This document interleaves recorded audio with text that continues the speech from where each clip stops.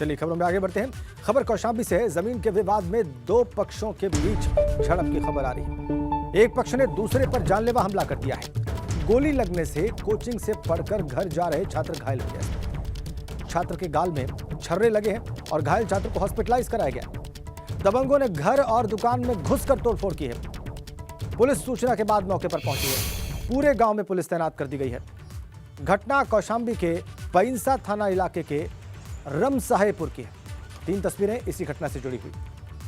गोली लगने से छात्र जख्मी है। उसके चेहरे पर छर्रे लगे हुए हैं। तोड़फोड़ की गई है। घायल छात्र जो है वो अस्पताल में भर्ती कराया गया है। ये रमसाहेपुर की घटना है, कौशाम्बी के पैंसा थाना इलाके की।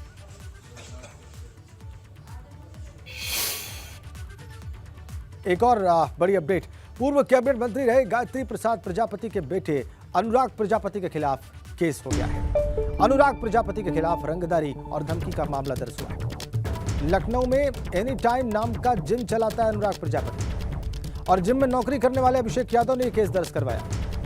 सैलरी मांगने पर अनुराग पर घर जाकर धमकी देने का आरोप। तो ये अनुराग प्रजापति पर मामला, जिम में नौकरी करने वाले अभिषेक यादव ने ही केस दर्ज कराया है।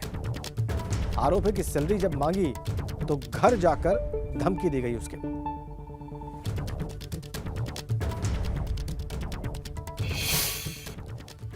अब खबर औरैया से है। यहां बेखौफ दबंगों ने दलित युवक को कार से बाहर निकालकर जमकर उसकी पिटाई कर दी है। और बड़ी बात यह है कि दिव्यापुर थाने के सामने सब कुछ होता रहा और पुलिस को इसकी भनक तक नहीं लगी। इस दौरान युवक ने जान बचाकर भागने का प्रयास किया, लेकिन दबंगों ने दौड़ाकर उसके साथ मारपीट की। अब यह वीडियो सोशल मीडिया पर वायरल है।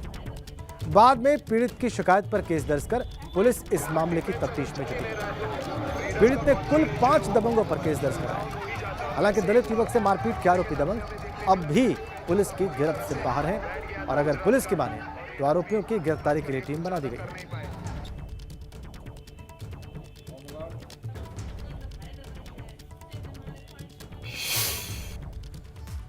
हरिद्वार के औद्योगिक क्षेत्र सिडकुल की एक फैक्ट्री में आग लगने से भारी नुकसान की खबर आ रही है।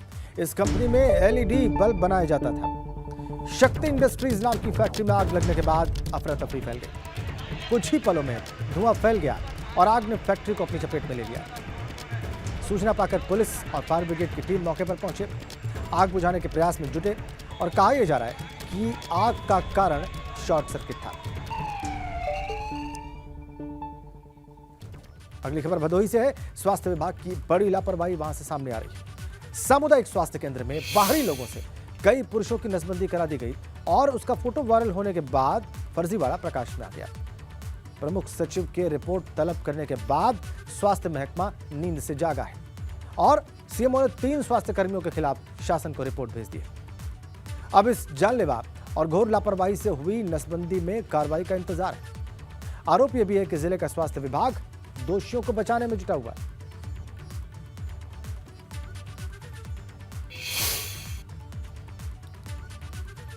सीएससी लेवल पर ही जो है वहाँ के अधिकारियों कर्मचारियों के बीच की राजनीति थी, जो इसको वो किया गया है।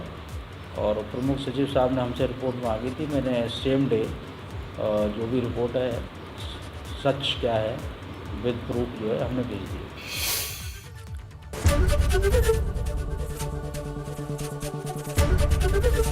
एबीपी गंगा, खबर आपकी, जुबान आपकी।